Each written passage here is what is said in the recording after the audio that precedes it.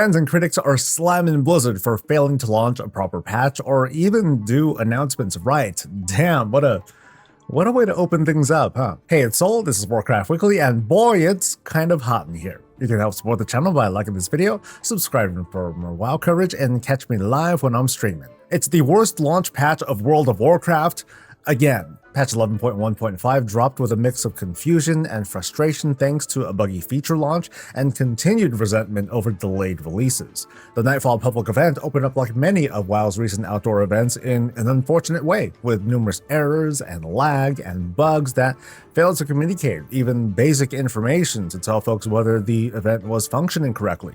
The result was this unnecessary trial of fire that challenged gamers to overcome the bugs if they chose to do so, and you know what? Many did. During live streams, I tried my best to guide folks on what some of these bugs meant and demonstrated how to farm up their desired appearances more easily. Now, of course, I was a more extreme case. I spent like 9 hours doing it, but I did get all the appearances I wanted to get. In fact, I'm pretty sure from my testing the weekly quest to complete the event, I'm pretty sure it was supposed to be shared across the warband, as in you can only do it like once and then you gotta come back later. So it might be the good kind of bug where Blizzard's like, you know, screw it, like how about we just let that one go and allow people to use their alt army to get the appearances quickly if they want to. But not everyone was as fortunate completing the event despite my instruction because, well, for all sorts of reasons, and none of them are their fault. Fixes have been ongoing, and we'll see how stable it is by the weekend. Nightfall, however, turned out to be, I guess, the biggest blunder of the patch, but not the only one. A number of bugs hit the Americas realms, successfully defending the world's second EU region from harm. Relax. A brief bug from the raid renown resulted in folks accidentally gaining a bunch of renown for apparently no reason. This happened to me too. Like, I logged on to my max level hunter and ta-da, renown 15 with the rewards club, and I'm like, okay. The issue was fixed quickly, but renown levels haven't been reverted. At the very least, the extra throughput benefits have been disabled, so the impact is limited to, I guess, you know, some people having dino mounts earlier than others.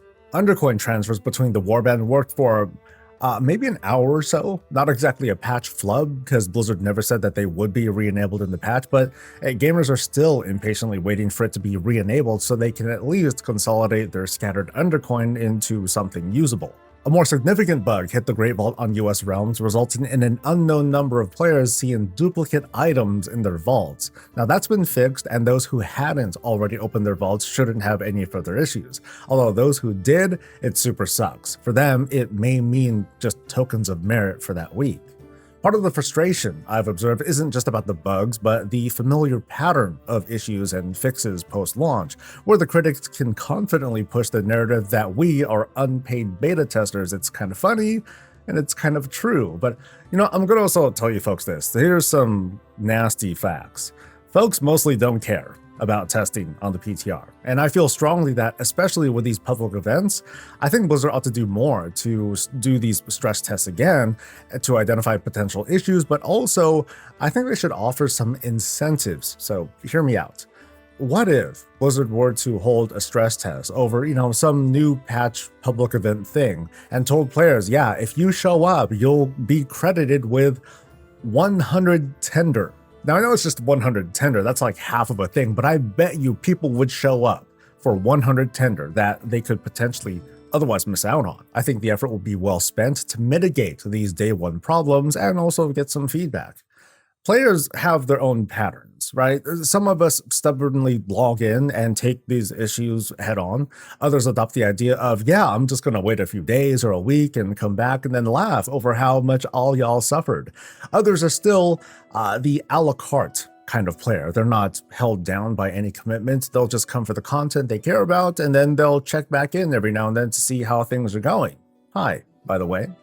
The point is, we all have the opportunity to make choices, and if I'm going to urge you viewers to do anything, it's to make the choice that makes you happy, you know, whether you want to lock in or wait or skip content or patches altogether. But even all that was eclipsed by what many gamers were actually waiting for in this patch: news of the Puzzling Cartel Chips, aka the Dinar tokens, to be used for scoring the best gear from the current raid.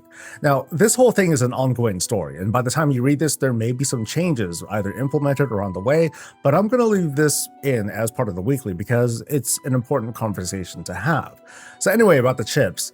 Never mind the far-off release of Horrific Visions and Dastardly Duos, which offers some different gameplay, but nothing substantial compared to trading chips for that one trinket you've been waiting for all season. Okay, maybe actually a third of the season so far. And never mind the Nightfall events that didn't give good gear at all, but by principle it should be working, and by all rights they should. The announcement over the chips came alongside a barrage of upcoming buffs designed to speed us up through the remainder of the season, and to Blizzard's credit, it's extensive and it's pretty exciting actually. Normally, we wait for a few months before the cap on crests is lifted, and then we can go nuts with the farming.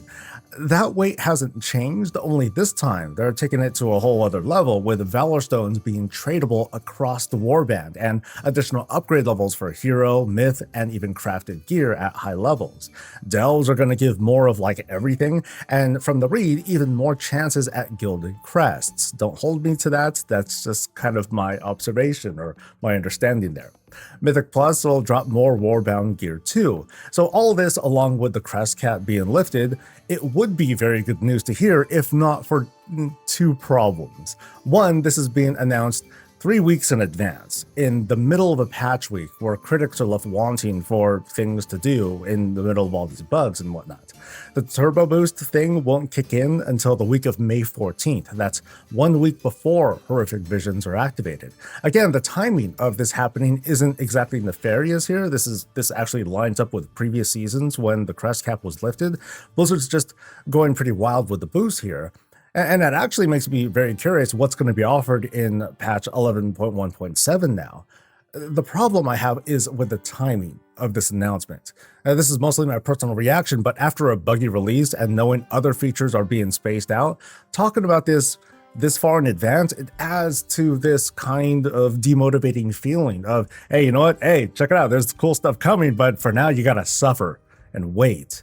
It's a little bit cynical, I know, but from this, I see the drawbacks of transparency, or at least kind of like a study of how not to do it. What you announce might excite players enough to make them feel less excited about what they have now. So we're going to get to talking about the cartel chips in a bit, but what if instead of learning about these chips as far back as mid-January, when we have time to think about and theorize and seethe over why we're not learning more sooner or getting them sooner? What if we didn't know about this stuff until maybe just 2 weeks before going live? In my years commentating on this game, I've seen what happens when players learn about something very early or get a taste of an experience like Dinar and then build up expectations in a way that gets out of control. Imagine how some of us have been feeling about player housing, even with this most recent article. Blizzard has a pretty spotty record of how they control messaging. What I'm suggesting is sometimes maybe they ought to take a few of these ideas and hold them close to the chest before revealing their hand. So let's talk about these cartel chips. As it stands right now, Blizzard's responding to feedback and improving on how these will work.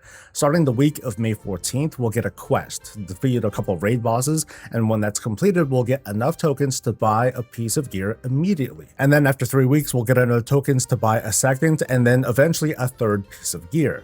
Now, at first, this was only going to give 2 pieces of gear, and the immediate first set of tokens, like that wasn't there, so good on them for addressing the need for a bit of instant gratification to kick things off. What surprised and still angers many players is a caveat that wasn't explicitly made clear. I'm going to read from their current statement.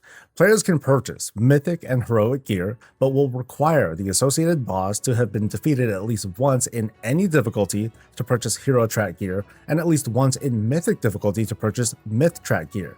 It threw people off as they, and even I thought this would be treated very similarly to the Dinar and Bullion in Season 4 of Shadowlands and Dragonflight respectively.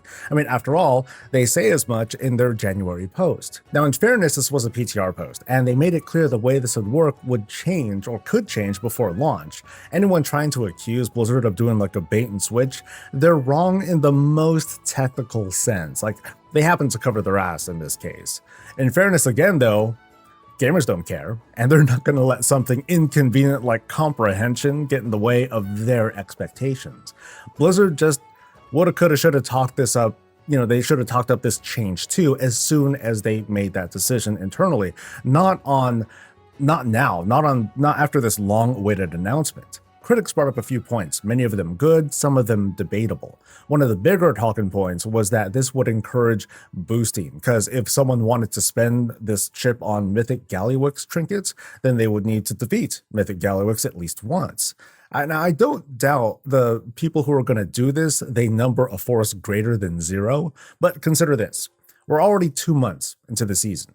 By the time these chips are a thing, we're going to be 3 months into the season, and we'll have an opportunity to upgrade all of our gear by 2 more upgrade levels. Crests are going to be uncapped, and raiders will have a bonus 9% throughput buff in the raid. It's going to be 12% the week after these boosts kick in. The second and third pieces of gear from chips will need to wait an additional 3 weeks each, with the third piece given out the week of June 25th. That's 1 week after patch 11.1.7. And the week after that, the raid buff will peak at 18% additional throughput. So the question is, will 13 item levels between the heroic and mythic version of these pieces, will that be worth it? I don't know if folks are accusing Blizzard of encouraging this practice of boosting or projecting what they're going to do. I'm just not so certain boosting for the sake of a mythic trinket is all that worth it compared to at least having the heroic version. The morning after this announcement, I'm starting to see the debate shift a little bit, with folks pointing out how, I guess, insignificant the difference between heroic and mythic trinkets are versus just not having them at all. Mythic Plus folk, in the meantime, they feel pretty screwed over because they just don't raid at all, and, you know, I totally get that. They have no path towards a myth-level dungeon trinket the way raiders will, but I also retreat back to the talking point, like, isn't the heroic version fine too? The gear debate between those sets of endgame, that's going to go on forever, though. Meanwhile, the Delvers, we're just kind of kicking back, eating popcorn. You know, we're just kind of vibing over the whole thing. You know, maybe we're annoyed that we're going to have to hit up some Raid Finder for their, you know, favorite thing.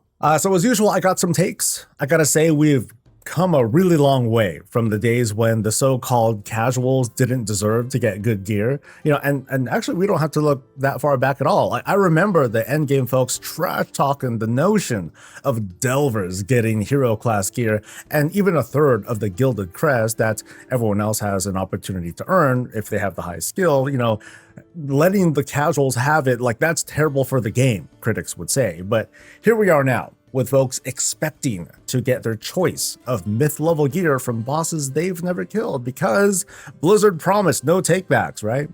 In the more recent statement where they announced the changes, the WoW team tried to clarify, or I guess defend, their restricting the upgrade tracks, including one very convincing talking point that I want to share. That this isn't Season 4 of The World Within. This isn't the final victory lap, last hurrah kind of thing where obtaining the coolest gear via drop or Great Vault, that it'd be nearly impossible because raids would rotate and the season would only last about like 3 months, not including the next expansion's pre-patch, instead of 6 months. It's kind of a bummer too that some gamers, maybe some who are making these same critiques, that they don't even want a Season 4 of The World Within, but they do want the Season 4 gearing experience now. On the flip side, why is Hero Track accessible by everyone? There's another argument being made that the Raid Finder folk, hey, they get hero gear without having to kill the heroic bosses, so what gives? Why the hypocrisy? And again, this is my opinion, but I think it's because Hero Track gear is just much more accessible for everyone these days. Myth Track gear, yeah, that's a line that I think Blizzard doesn't let people easily cross. The easiest and most accessible way is through crafted gear. Praise be for crafted gear, but for bona fide mythic weapons and trinkets from that one dungeon or raid, the paths are very limited. You must raid mythic, or you must clear 10s and get dungeon gear from the Great Vault. The thing on accessibility sparked a thought in my head, because when we strip down all the conversations and rhetoric, we're left with a very clear point of criticism from gamers. We want our trinkets, and we want them now. Some folks really want to use their chips on a few weapons, right? And maybe that one bracer and Mechagon, I think, if they could. But by and large, it's been all about trinkets. In fact, it's been about trinkets for years now, because that's where the attention has brought us to. Like, the borrowed power era is over. There is no Torghast level grind for legendaries. There's no false hopes for a Titanforge drop. More recently, the outcry for completing tier sets has been shaved down and polished down so much that it's an improbability to not have a full set bonus within like a few weeks. The old feeling of waiting and grinding to have the tools to play with your class and customize, it's mostly gone. So what's left? Trinkets and the occasional cantrip piece. We're kind of in the middle, I think, of this trinket revolt, just like tier set bonuses. And instead of the catalyst as a vehicle, it's this Dinar, this chip vendor that players want to own and mold into a vehicle of near instant gratification. So I wonder what the game is going to be like on the other side of this war, this conversation. Are we going to get, in a future season, free mythic trinkets in the first week?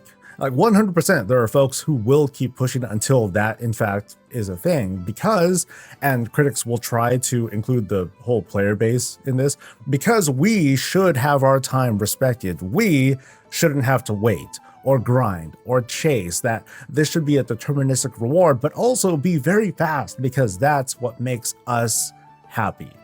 Obviously, it's a pretty extreme viewpoint that leaves no wiggle room. I just can't unsee what's trying to happen here. Like, this outcry for guaranteed mythic trinkets, it's not going to stop. And I'm not even trying to make it stop. I'm just kind of like chilling back and seeing what's going to happen. You know, this may come in the form of lots of different fan-made ideas, and they're not bad ideas. They come from the heart. They come from that need for fulfillment. And I'm certain among the devs, conversations over huge changes to trinkets, whether it's the trinkets themselves or how to obtain them, some of these conversations are happening. I think we can at least agree there's a certain level of, for lack of a better word, there's a certain level of entitlement among gamers for these trinkets. And in the context of how these chips work, this need for mythic level trinkets. So I'm going to share some other thoughts with you. These are barely ideas. I'm not pushing for these at all, but just kind of think over this for a second. What if trinkets only capped at the hero track? Like, that's it. It just doesn't get any better than 6 out of 6 hero, or I guess after whatever this event is, 8 out of 8, you know, whatever. What if that were to happen? There's a lot that wouldn't change. Like, people still would want the actual trinket if they don't have it, but the chase for the best version of that trinket, it would feel a lot more accessible, right? Because the bar isn't being set as high. The restrictions aren't quite there. Your best in slot might drop from clearing high enough level delves, or the heroic raid, or the mythic raid 2, it would just be fully upgraded already, or something like that. And if there is another Dinar or chip vendor under these upcoming rules, would you still trade for a trinket? Yeah, sure, if you don't already have one, but at least you're not stressing over there being like some higher level trinket from raids you don't really do, or you can't do because you're not part of a team that can clear them on mythic. I don't think it'll be long before there's a big change over how we earn trinkets. There's a good argument to make that doing something about the number of trinkets will help, because there's a lot of them, and trinket balance will solve this problem of starvation too. Now, I don't quite buy into that as much, because as soon as the most popular sim reveals the so-called best trinket, anything else that does 1% less damage is literal trash, and then we're right back here again. But I know the balance is an issue too. So just like tier sets, I anticipate something transformative is going to happen in the near future, where we move on from only the best players having trinkets they want. Everyone will have access to them. And the gear gatekeepers, yeah, they're going to be there to shout others down, saying, hey, the best gear should only come from the hardest content, until there's like a new thing to fight for that they feel like they've been promised. And that's the show. One thing that I want to know from you folks is, what's your success rate been with the Nightfall scenario lately? You know, after the reported hotfixes. My success rate on Wednesday, at least, it was like 90%. it was high, as and by that I mean I took 10 characters in, and 9 of them were able to complete the weekly quest and get gear in their first try. So I'm curious to know what your experience has been like. Like, did you try to figure things out? Did you just, thug it out and power through? Next week, at least, hopes to offer a smoother experience, and the 1 week waiters out there can, y'all can come on in and have a good time. These sets are pretty sick. For now, that's going to be it. And I want to thank all of you who decided to hang out with me this week for the Twitch drops. And yeah, you could have chosen anyone and you came here. I hope you enjoyed the vibes. Let's also thank our beloved patrons, and to all you who made it to the end, you fed the algorithm. Thank you so much. So if you could, please like the video, subscribe for more WoW coverage, catch me live, and I'll catch you later. Stay safe, stay healthy, and stay breezy.